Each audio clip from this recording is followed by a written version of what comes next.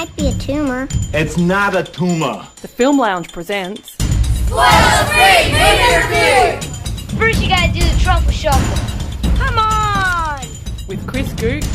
I'm the dude. From Netflix, the network that brought you House of Cards, Orange is the New Black, and Daredevil, comes a new short-run series that follows the perils of several blocks of wood as they fight against one of nature's oldest enemies, fire.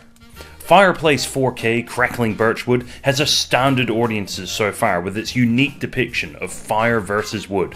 But the big question on everyone's lips is, does Fireplace 4K burn up the small screen, or is it failing to light a spark in audiences' hearts? The film itself is fairly simple. Several pieces of wood gather together only to discover that they are part of a deadly and sadistic cat and mouse game with one of their greatest mortal enemies, fire.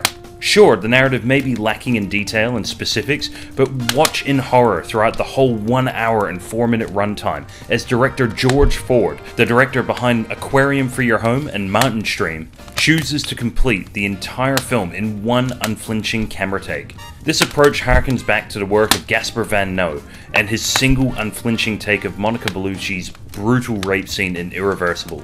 Another interesting aspect of the cinematography is the rich, earthy lighting that gives off an amber glow that also echoes the lighting style of Gaspar Van Noe's infamous rape scene. Was the director's intention to film with such striking similarities?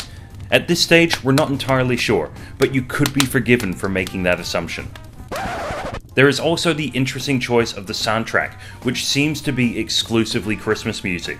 It is certainly a bold choice, but one can't help but wonder if director Shane Black had a hand in scripting the film, considering the Christmas setting.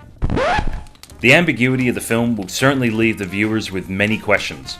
Will the log to the left of screen survive, considering its inability to control its current circumstances?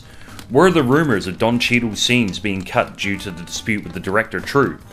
Could we expect another shocking twist ending, such as the Red Wedding scene from Game of Thrones? Or is Netflix above that kind of sensationalist filmmaking? Does this fit with the Marvel Cinematic Universe already established by Daredevil and Jessica Jones? And if so, will we see the Fire come back as one of the major villains in the Defenders miniseries? Of course, Fireplace 4K hasn't even been out a week on Netflix, and the film already has its imitators.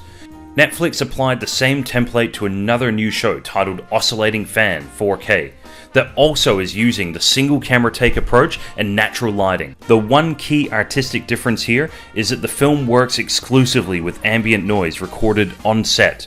This is certainly a bold choice on the director's part to choose to push the narrative forward with only ambient noise, and this should be celebrated, but it doesn't make up for the fact that Oscillating Fan 4K is just a pale imitation by comparison.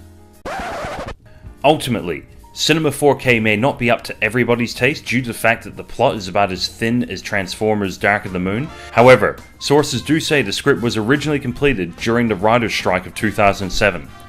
If that's true, then considering the film's high production values, some of the money could have gone towards polishing some of the finer elements of the script. However, only see this if you have a burning desire to watch art house fire porn. Will it be remembered like other great TV series such as The Wire and Breaking Bad? Only time will tell. Fireplace 4K Crackling Birchwood gets 3 out of 5 stars. Or 3 out of 5 missed opportunities for Don Cheadle cameos. Wait, did something just happen? Oh, never mind.